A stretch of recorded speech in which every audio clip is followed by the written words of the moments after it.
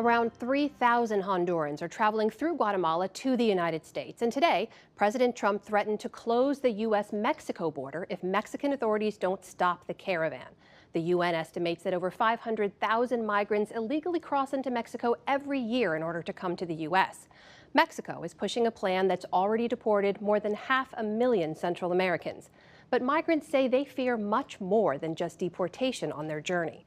For a closer look, special correspondent Danny Gold embedded with a police team in Chiapas, Mexico's southernmost state.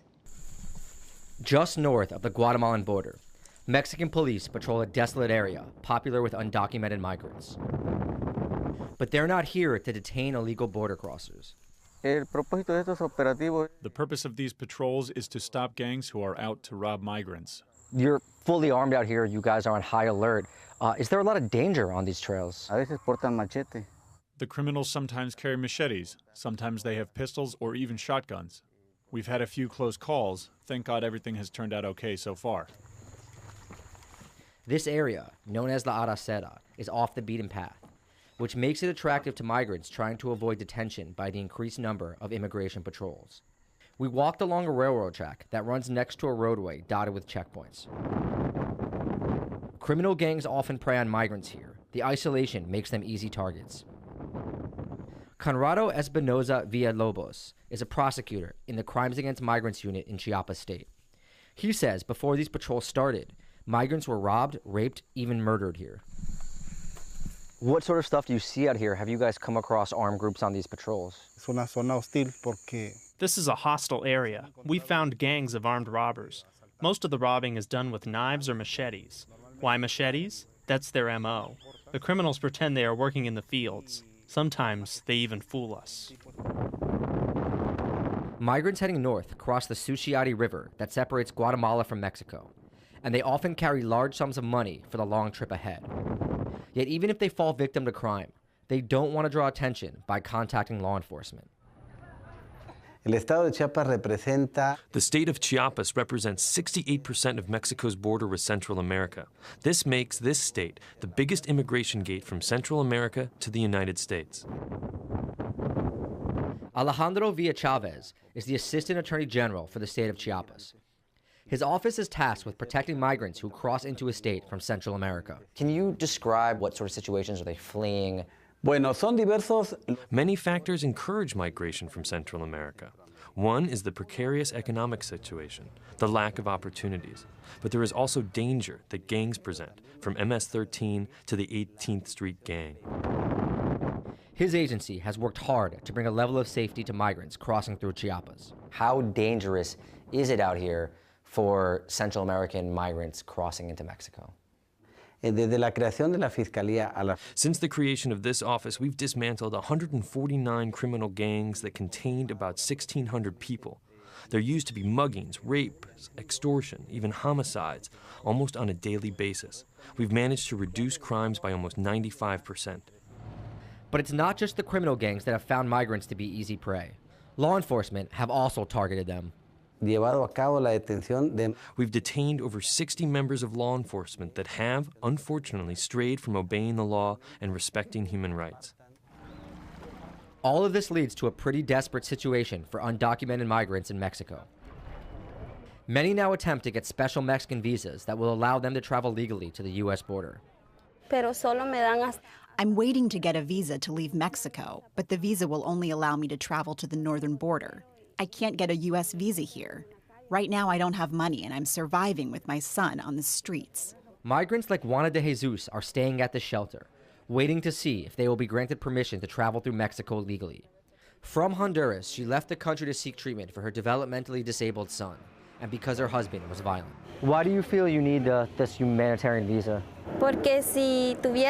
If I had money, I would have applied for a U.S. visa from Honduras, but since I don't have the money, I can't buy an airline ticket or anything. I'm not allowed.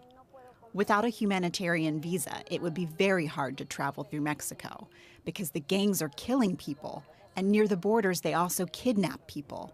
Migrants suffer so much to get to the U.S. Some at the shelter complained of mistreatment by locals. But while we were there, a local business owner stopped by to donate food.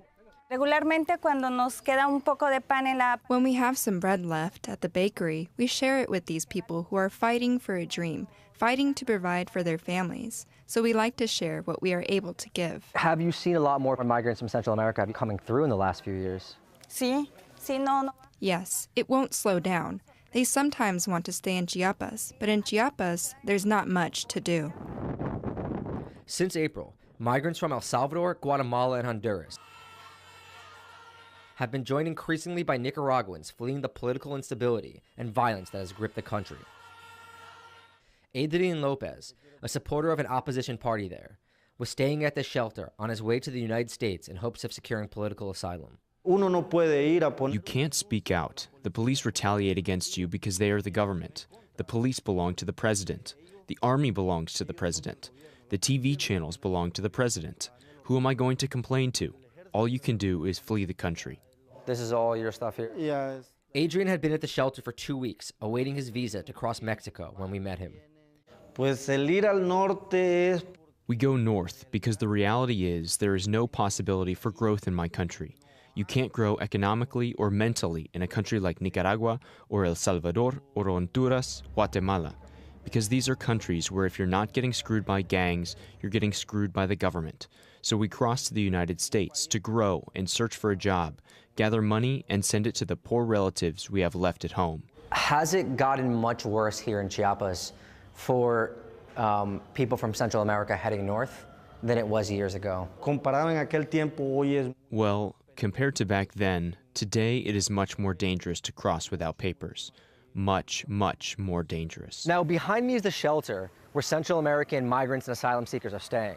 And just to give an idea of the kind of dangers they face here in Chiapas State, right outside the front door, MS-13 graffiti marking the gang's territory. In 2014, Mexico adopted its southern border program after a firm push and millions of dollars from the United States. After the plan went into effect, the tensions and deportation shot up due to increased police and military presence on Mexico's southern border. We're only a few miles north of the Guatemala border, and already we've hit a checkpoint of federal police and migration officials trying to catch undocumented Central American immigrants going north. Checkpoints like these can now be seen across Mexico's southern region, but the southern border program has proven itself controversial in Mexico's political sphere. Our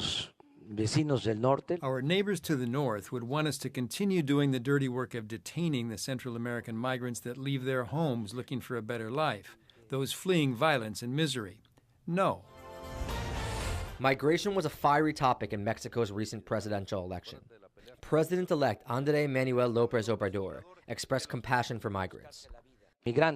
We're talking about the lives of migrants who leave their homes looking for new lives, and we must protect their security. But other than this debate, López Obrador has been vague about his actual plans. Since 2015, Mexico has deported more Central Americans than the United States. In 2016 and 2017, it deported twice as many. But the numbers flowing into the U.S. have held steady. And while Trump's zero-tolerance policy may have had a temporary impact on migrants trying to make it north, the most vulnerable, like entire families and children, feel desperate enough to still make the journey.